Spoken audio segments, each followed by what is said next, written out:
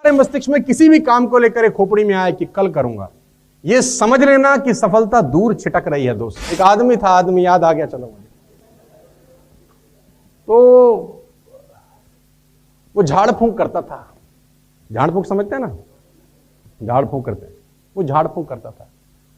तो गांव में रहता था। बीवी ने बोला, सुनो बारिश आने वाली है, ये छप्पर बांध दो, छप्पर बांध दो, बारिश आने वाली है।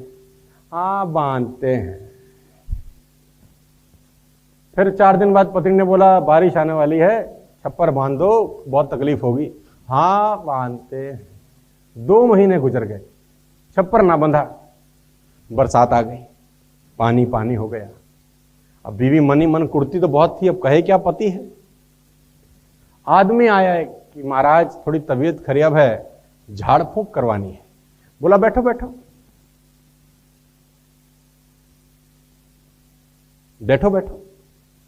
उठाया नीम का टहनी, आसमान बांधूं, पाताल बांधूं, 7 समुंदर बांधूं, घाट का गठोई बांधूं, मरघट का मसान बांधूं, छू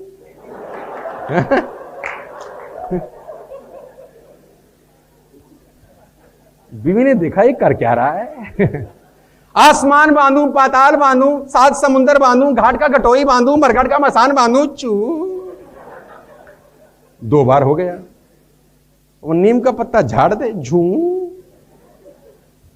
तीसरी बार फिर बोला, आसमान बांधूं, पाताल बांधूं, 7 समुंदर बांधूं, घाट का गठोई बांधूं, मरघट का मसान बांधूं, छू। अब पत्नी से रहा नहीं। पत्नी ने कहा, रहने दे, घर का छप्पर तो बनता नहीं है, आसमान पाताल बांध रहा है।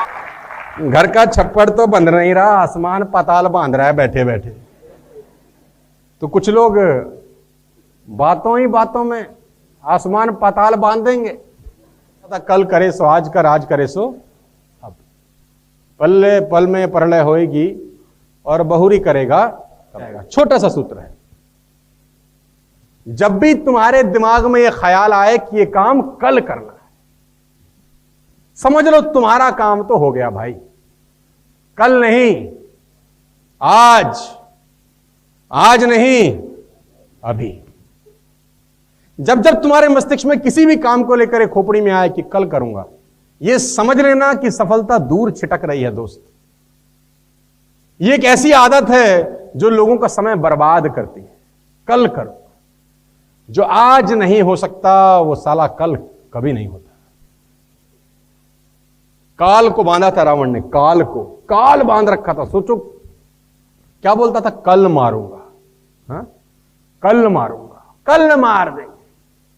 और एक दिन काम तमाम हो गया। आज करो, अभी करो और तुरंत करो। जिंदगी में कामयाब होने के लिए याद रखिएगा, ये मायने नहीं रखता है कि आपने कितना किया, मायने ये रखता है कि आप कितना कर सकते थे। जब लंका में पुल बनाया जा रहा था, पत्थरों को जोड़ जोड़कर सीता माँ को लाने के लिए, तो बंदरों के साथ साथ गिलहरियाँ भी वहाँ पत्थर भर रही थी। तो इन सब से कितना पत्थर ही उठेगा। एक बंदर आया तो उठा के फेंक दिया गिलहरी को कि भाग यहाँ से, तो इतनी पत्थर बीच में ला रही है। तो मर्यादा पुरुषोत्तम राम के पास वो जाके गिलहरी गिरी, तो गिलहरी को वो प्यार से सहलाए थे ना, तो ऐसा कहा जाता है कि इस पे जो निशान है गिलहरी के पीठ पे, वो राम जी का है। राम जी ने उस बंदर को बुलाया और कहा कि देखो तुम इतना विशाल पत्थर उठा रहे हो, तो तुम्हारा शरीर भी विशाल है। ये गिलहरी इतना बड़ा पत्थर उठा रही है जितना इसकी क्षमता है। तो आप अगर कामयाब होना चाहते हैं तो आप ये मत सोचिए कि आप हमने आज 8 घंटे पढ़ लिए या 8 घंटा हम मेहनत किए। आप ये सोचिए कि आप कितना कर सकते थे। और देखिए, जो सपने देखते हैं उनके लिए तो पूरी रात छोटी पड़ जाती है, और सपने पूरे करने वाले के लिए पूरा दिन छोटा पड़ जाता है। अगर आपके अंदर जिम्मेदारी है ना, तो आप यकीन मानिए आप चैन से सो नहीं पाएंगे।